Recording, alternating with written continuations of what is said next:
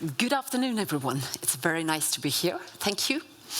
I'm going to talk about the financing side and what's happening in the banking and financing industry.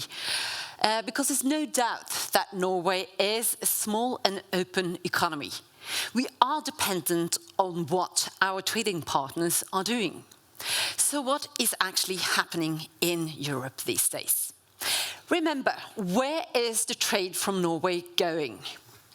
80% of our goods or trading goods goes to Europe.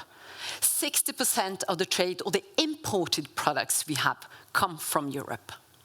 So it's no doubt that we are very dependent on the politics and the climate politics they actually are dealing with in the European Union.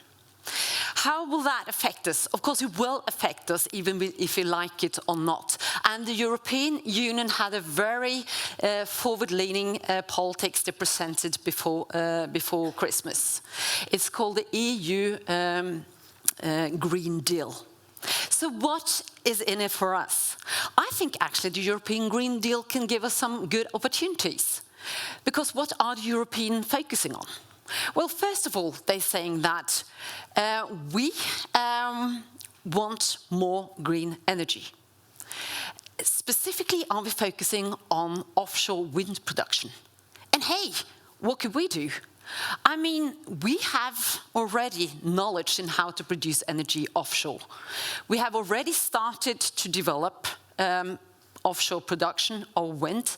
So is this something we could build up? We need a home market, and I think we could do it from here as well. We could build an industry, and then we could also look at the export of not only the energy itself, but also the service around it. We've done this before. Let's look at the oil and gas sector and see what they've done. Maybe we can learn something from that, because it's no doubt that Europe needs and wants more green energy, and also the service and products around it. Another thing that Europe is focusing on is food. They want more healthy food, and they want more climate-friendly and environmental-friendly food. So how's that for us?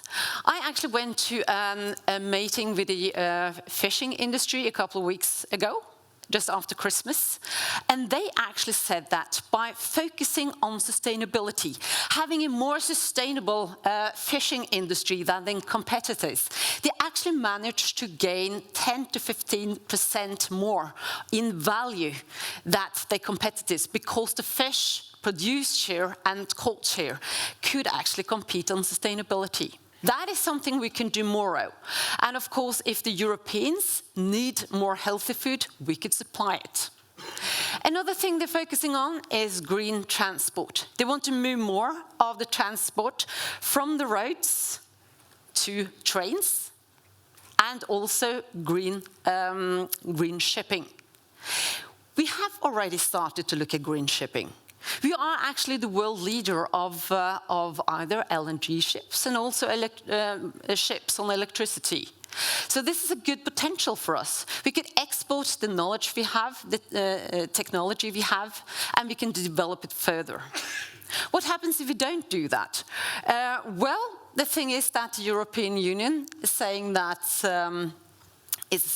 actually, if our trading partners do not follow up on the climate initiative we're now introducing, then we might actually introduce a border tax, a carbon border tax. And of course, that will have an impact on the producers and the providers that could not actually show to a lower climate footprint. And how do we cope with this in the financial industry? Well, the financial industry, no doubt, has changed a lot the last year. We are focusing, and the money is moving to where you actually see sustainability and a low climate footprint in the future.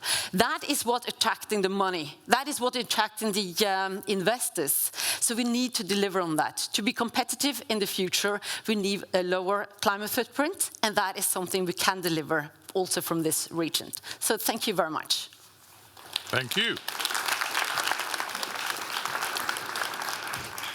Thank you very much indeed, Thina. Well, we are going to do the usual thing now, ladies and gentlemen. We're going to get our